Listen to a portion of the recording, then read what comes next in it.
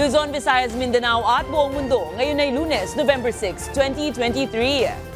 Ako si Barbie Mulak at ito ang Balitang A to Z.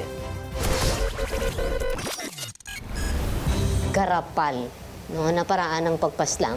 Sa pagbaril on-air sa broadcaster na si Juan Humalon, sketch ng isa sa suspect, inilabas na. Ang pagtatalaga po sa kanya bilang DA Secretary ni Pangulong Bongbong Marcos ay bilang pabuya doon sa kanyang kontribusyon noong panahon ng eleksyon. Unang araw ni Agri Chief Laurel Jr., sinalubong ng protesta. Tatayo ako laban sa sinuman na mananakot sa atin para masunod lamang ang gusto nila. House Speaker Martin Romualdez, dinipensahan ng Kongreso mula sa mga kritiko. PBA Commissioner's Cup, opisyal nang nagbukas.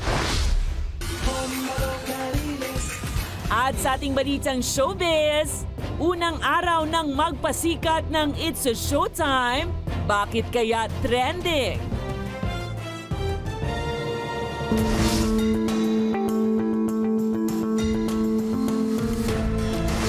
Magandang gabi, pambungad sa ating newscast. Isang alagad ng media na naman ang pinatay sa loob mismo ng kanyang radio booth habang umeere ang kanyang online program sa Calamba, Misamis Occidental. Base sa PNP, dalawa ang itinuturing na suspect at isura ng isa sa mga salarin inilabas na. May balitang A to Z si Kim Salinas. Garapal, no, na paraan ng pagpaslang. Walang pakundangan at walang awa. Ganito isinilarawan ng National Union of Journalists of the Philippines ang pagpaslang kay Juan Humalon o mas kilala bilang DJ Johnny Walker. Tayo'y galit na galit, no? Lalo na nung makita natin yung detalye ng pagpatay kay Juan Humalon. Napaka-brutal at sa Ingles ang tawag nila brazen eh. November 5 ng madaling araw, pinasok ng mga sospek ang mismong tahanan ng mamamahayag sa Calamba, Misamis Occidental at doon ito walang takot na binaril sa gitna ng kanyang programa. Naka-live pa, di ba, si Humalon ng isagawa yung pagpatay. Malinaw na malakas ang loob, no, nung gumawa nung krimen na ito. Dalawang sospek ang tinitingnan ng pulisya sa krimen. Ang isa dito ay natukoy na ang itsura sa pamamagitan ng isang computer cartographic sketch. Cartographic sketch as regards to the perpetrators, meron tayo. But kung sino yung behind, hindi pa tayo nakabot. Bumuo na rin ang PNP ng Special Investigation Task Group para tumutok sa kaso ni Humalon, habang may koordinasyon na sa pamilya ng biktima at seguridad ng mga ito. Dagdag ng pulisya, dalawa ang tinitingnang anggulo ng krimen sa trabaho at personal. Based on the available CCTVs na nakuha natin, based on the review, lumalabas dalawa. But ayoko munang ikuan dyan na yun na yun kasi ongoing pa yung pagko-consolidate ng mga facts na available. Una nang ipinangako ng Pangulong Ferdinand Marcos Jr. at ng Department of Justice ang hustisya para sa pinaslang ng mamamahayag. Habang ilang mambabatas rin gaya ni na Senator Grace Poe at House Speaker Martin Romualdez ang nagpahayag na rin ng pagkundina sa krimen. Bilang pagkundina sa panibagong kaso ng pagpatay sa alagad ng media, kagabi, nagtirik ng kandila ang NUJP kasama ang grupo ng mga campus journalists sa harap ng tanggapan ng Commission on Human Rights. Kanilang panawagan sa pamahalaan ang agarang hustisya sa ngalan ng malayang pamamahayag. Totoong nakakabahala at nagbibigay siya ng ng chilling effect, no, sa ating mga mamamahayag. Siyempre tayo tungkulin natin na ihatid ang katotohanan sa publiko. Pero sa bawat pagpatay at bawat pag-atake sa mga kabaro natin, hindi maiaalis, no, na magkaroon tayo ng takot at pangamba. Si Humalon ang ika-4 na media man na pinaslang sa ilalim ng Administrasyong Marcos Jr. at ika-199 naman simula 1986. Para sa Balitang A to Z, Kim Salinas. Sa kaugnay na balita, tinitingnan ngayon ng Presidential Task Force on Media Security ang ibang motibo ng pamamaslang sa radio broadcaster na si Juan Humalon. o mas kilala bilang DJ Johnny Walker. Sa pahayag ni PT FOMS Undersecretary Paul Gutierrez, isa sa mga tinitingnan ngayong anggulo ay ang katatapos lang na barangay at sangguniang kabataan elections. Gayon din ang issue sa lupa sa kanilang lugar na umabot na sa husgado ang usapin ukol rito na may kinalaman si Humalon. Sa ngayon, nagtutulong-tulong na ang iba't ibang ahensya ng pamahalaan sa pangungunan ng PNP, NBI, Presidential Anti-Organized Crime Commission at National Intelligence Coordinating Agency para sa mabilis na pagresolba ng kaso. We believe na as soon as possible time sa dami po ng ahensya ng ating pamahalaan na nagkakapit-bisig para dito sa investigasyon ay mariresolba po natin ito.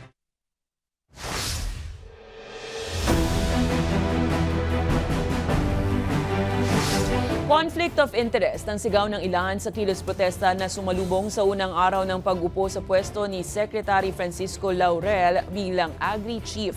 Pero ayon kay Laurel, nauna na niyang tinanggal ang koneksyon sa dating private companies at sakripisyo niya raw para sa bayan ang magsilbi sa kagawaran. May balitang A to Z si Ace Cruz. Sinalubong ng kilos protesta ang unang araw sa pwesto ng bagong talagang Agri-Chief Francisco T. Laurel Jr. Ayon sa Agri-Fisheries Group na pamalakaya, ito'y para kundinahin ang manoy papel ng kumpanya ni Laurel sa reclamation project sa Manila Bay.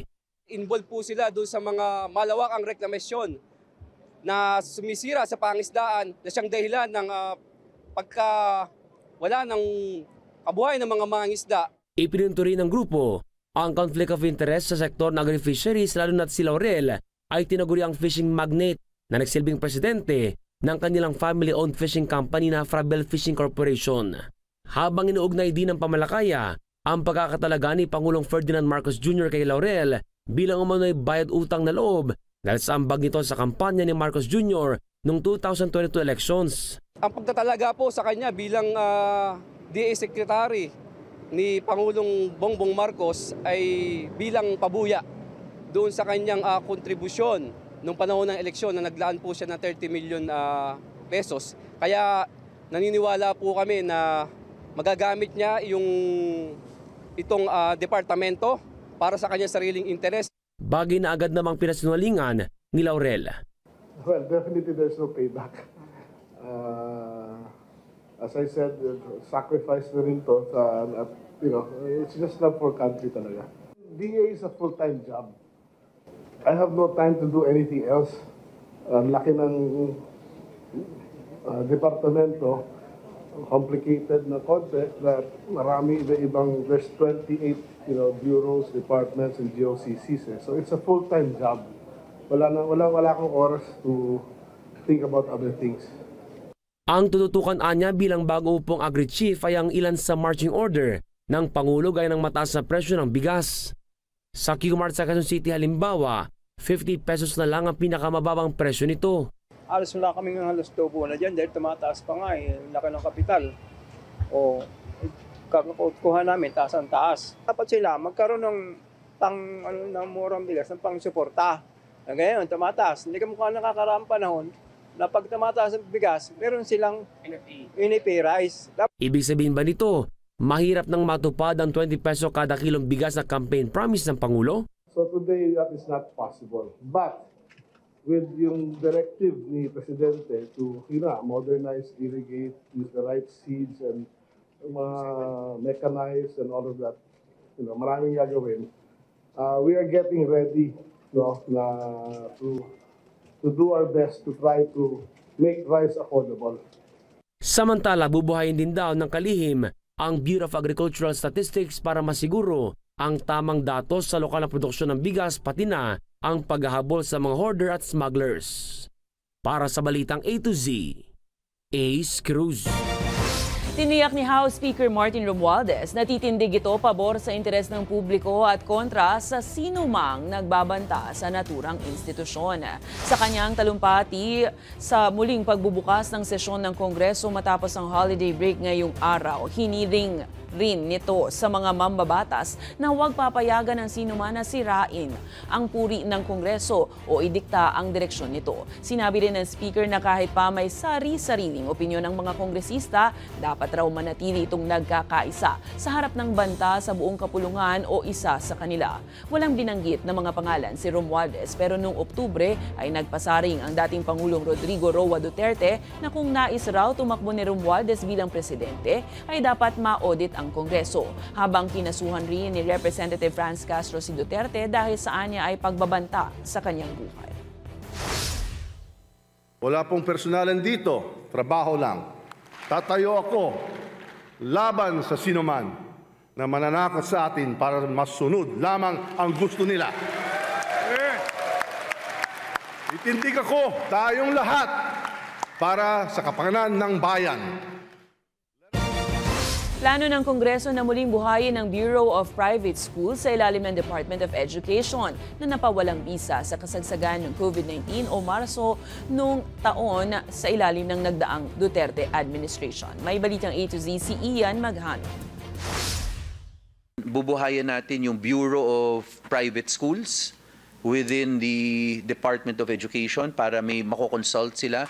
Ito ngayon ang isinusulong ng House of Representatives Committee on Basic Education and Culture. Tinitignan rin kasi ngayon na maaamyendahan ang Basic Education Voucher Program ng gobyerno para mapalawig ang subsidiya para sa mga mag-aaral, guro at paaralan sa mga private schools. Hindi daw kasi malinaw ang tuition increase at kung saan nga ba ito napupunta. There are also schools that would not even have vouchers, but they will have tuition fee increase. So what will happen? Again, they will lose their right Rene, to... don't monopolize this. Makinig ka naman. Hindi lang ikaw ang magsasalita dito. Sa batas kasi, 70% ng tuition hike ay napupunta sa sweldo, allowance at iba pang mga benepisyo ng mga guro at iba pang empleyado ng pribadong eskwelahan. Ang 20% naman ay para sa improvement ng mga infrastruktura at pasilidad, habang ang natitirang 10% ayon sa Council of Teachers and Staff of Colleges and University in the Philippines. Actually silent yung batas dun sa 10%, but it's actually treated as a kind of return investment for the schools.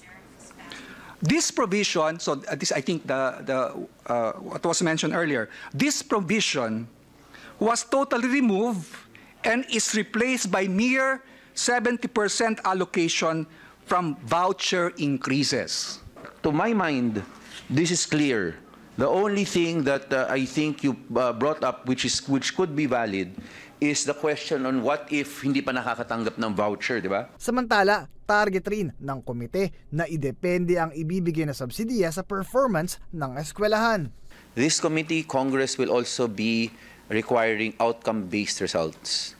So hindi tayo vision-mission na lang, hindi na yung number of classrooms kung yung ilan na yung silid-araran. We want to see based on tests if that school is performing or not. Hirit naman ng Alliance of Concerned Teachers, ang naturang outcome-based qualification ay ang siyang batayan upang mapantay ang subsidiya sa bawat pribadong eskwelahan.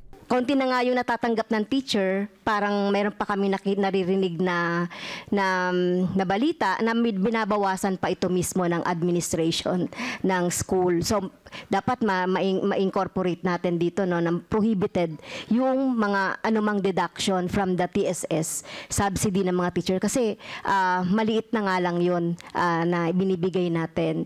Planong madraft ang panukalang batas para sa pagbubuo ng Bureau of Private Education sa susunod na linggo.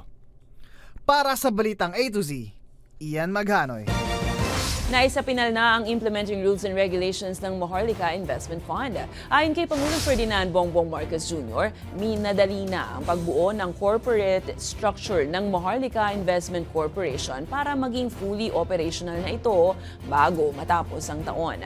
Bagamat kasama sa pagpupulong si Government Service Insurance System President and General Manager Wick Veloso, walang inilabas na kumpirmasyon ng Malacanang kung pamumunuan ba ni Veloso ang MIF. Matatanda ang una nang sinuspindi ni PBBM ang IRR ng MIF dahil kailangan pa raw itong dumaan sa masusing pag-aaral. Balik trabaho na rin bilang Transportation Assistant Secretary at Land Transportation Franchising and Regulatory Board Chairman si Teofilo Guadis III. Ipinawalang bisa na kasi ng Malacanang ang naunang suspension order rito. Mababatid na nag-urong sulong ang whistleblower na si Jeff Tumbado ukol sa alegasyon ng korupsyon kontra sa dati nitong boss na si Guadis. May kaugnayan ng issue sa umano'y ruta for sale sa LTFRB. Ikinalungkot naman ng presidente ng Transport Group na Manibela ang naturang pagbabalik sa pwesto ni Guadis. Kahit pa paano nakakagulat kasi Sir Is, hindi pa natatapos yung investigasyon, ibinalik na kaagad siya mula dun sa pagkakasuspinde. Sana man lang tinapos yung investigasyon at mapatunayan talagang wala siyang kasalanan o wala siyang kinalaman po dun sa aligasyon po ng korupsyon. Kapapasok lang na balita, patay ang isang bagong halal na kagawad matapos barilin sa loob mismo ng barangay hall ng Barangay 37 sa Pasay City bandang alas 8 ng gabi. Ayon yan kay Police Colonel Mario Mayames, OIC ng Pasay City Police Station. Susunod sa ating balitang A to Z Sports, PBA Commissioners Cup, opisyal nang nagbukas sa A to Z. At sa ating balitang showbiz, unang araw ng magpasikat ng It's Showtime. Bakit kaya trending? Abangan ang kumpletong ulat sa pagbabalik ng balitang A to Z.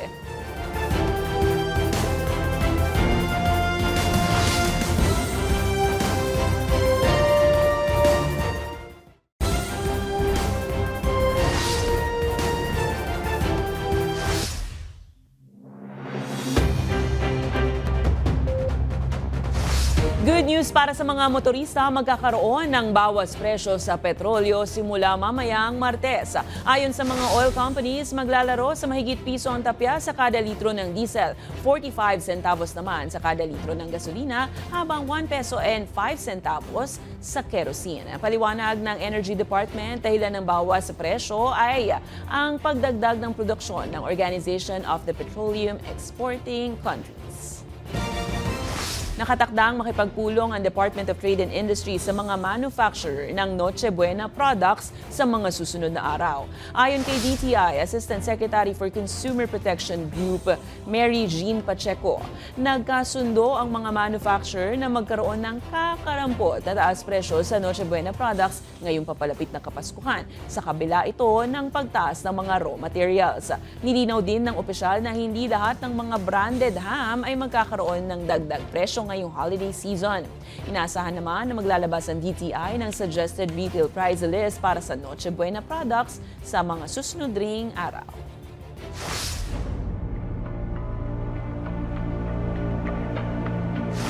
Iniimbestigahan na ng Philippine National Police ang umano'y kumakalat na Chinese sleeper cell sa bansa. Ayon kay PNP Chief Police General Benjamin Acorda Jr., nakakaalarma ang pagdami ng mga Chinese sleeper o mga individual na naghihintay ng utos na magsagawa ng karumal-dumal na krimen dahil anya malaki ang posibilidad na maraming masawi sakaling hindi ito agad maaksyonan. Kung kaya't nakikipag-ugnayan na ang PNP sa National Bureau of Investigation.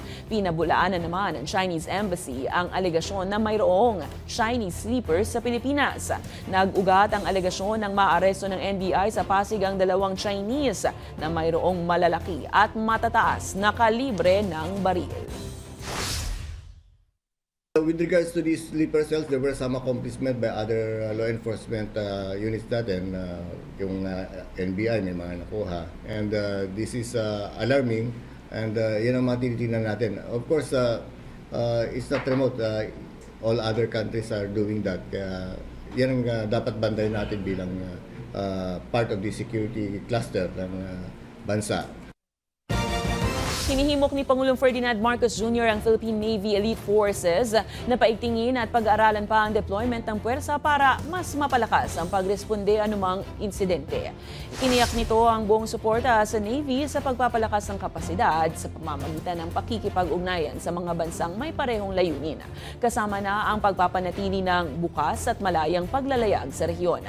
Matatandaang binunggo ng Chinese ship ang resupply boat ng Pilipinas sa Union Shoal nitong Oktubre. And I exhort the DND and the AFP to maximize and strategically review the deployment of our forces to ensure that their strategies remain responsive to the current and future geopolitical realities. We will likewise support you in implementing programs to enhance your knowledge and skill, as well as ensure your welfare and, equally important, your family's well-being.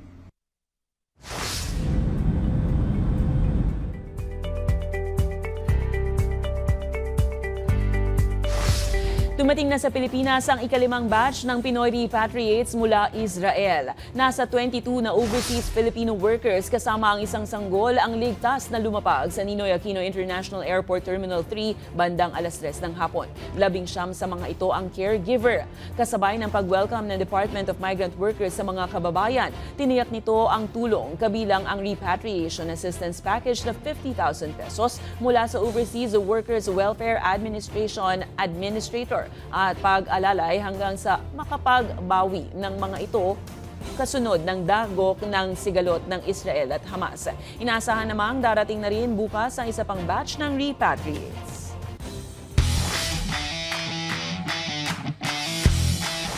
Opisyal nang nagbukas ang elimination round ng PBA Commissioner's Cup dito sa bago nitong tahanan sa A to Z.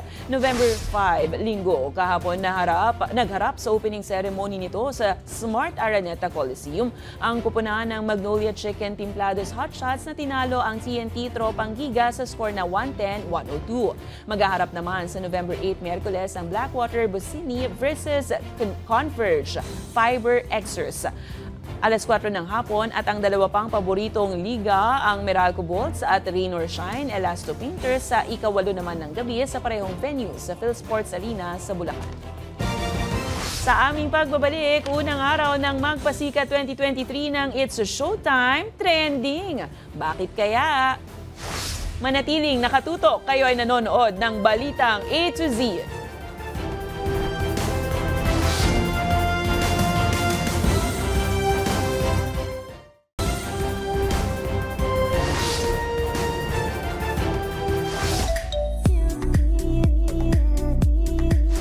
Magpasika 2023 performance ng It's Showtime. Bakit kaya trending sa kanilang unang araw? At OPM iconic rock band na River Maya, magre-reunion nga ba? Ang detalye sa Balitang A to Z Showbiz ni Lane Garcia.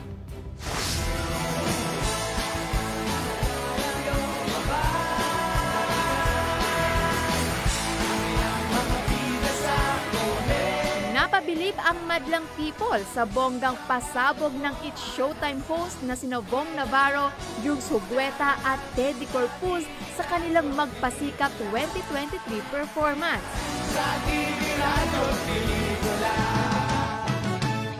Nag-alay ang tatlo ng kanilang tribute sa pamamagitan ng AI sa mga late comedians kabilang sina Redford White, Babalu at syempre ang nag-iisang comedy king, Dolphy. Sa puso nyo kami manatili. Level up ang performance ng VJT na talaga namang nag-trending at kinaaliwan ng mga manonood. Special guest din ang komedyanteng si Nova Villa bilang si Azon na miss na rin si Kevin Cosme sa kanilang characters sa Home Along the Riles. Azon! Azon! I missed you! I miss you too. Halika na, nakaputi ka rin lang. Halika na, nag-aantay ang pare, papakasal na tayo. Hindi tayo magpapakasal. Bumisita ka lang dito Kay sarap nga naman balikan ang mga panahon na napapanood pa natin sila sa telebisyon. Ilan sa mga sikat na binigyan rin ng tribute ay sina Bentong, Bernardo, Kachupoy, Carding at marami pang iba.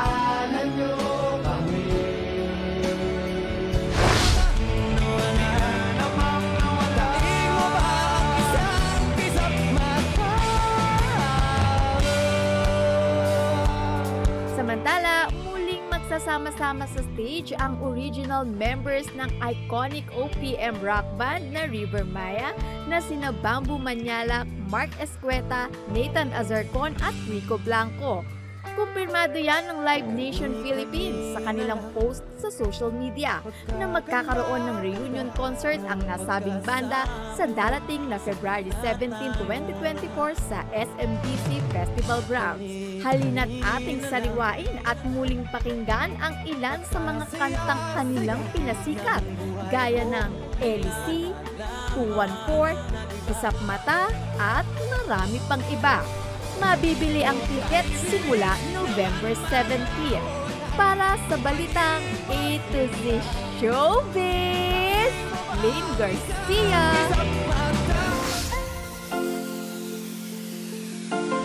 At para naman sa ating balitang nakaka-good vibes, kahit saang larangan nga, basta usaping talento, hindi nagpapatalo ang Pinoy dyan. Pero kaya mo bang makapag-focus kung ang kantang ima-mashup mo ay awitin mismo ng idolo mo?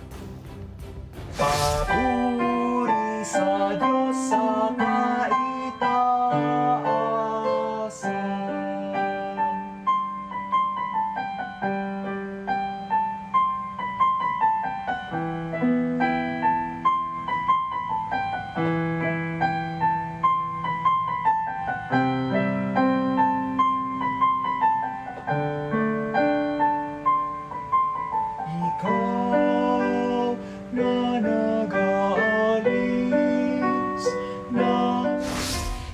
May kwentong kakaiba, mga kwento ng pag-ibig, storya na inspirasyon at pag-asa, maaari niyo itong ibahagi. Sumali sa ating Facebook group na Balitang A to Z. Panoorin ang replay ng ating programa at sundan ang ating social media pages. Hanapin ng Balitang A to Z. Ang ating pabaong quote of the night ay mula sa isang American broadcast journalist na si Walter Cronkite. Ayon sa kanya, ang kalayaan sa pamamahayag ay hindi lamang mahalaga sa demokrasya. Ito mismo ay demokrasya. At yan ang mga balita at impormasyon, mga kwentong may dalang inspirasyon na tinutukan ng Balitang A to Z. Ako si Barbie Mulak, maging maalam, makialam. Magandang gabi sa iyo, Pilipinas!